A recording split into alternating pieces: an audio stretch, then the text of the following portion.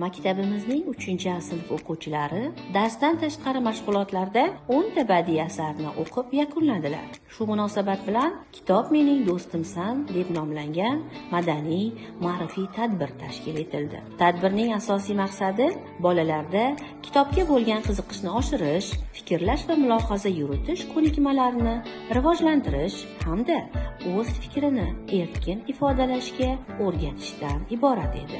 Tadbir davomida o'quvchilar o'qigan kitoblari bo'yicha fikr va taassurotlarini tengdoshlari bilan bo'lishishdi.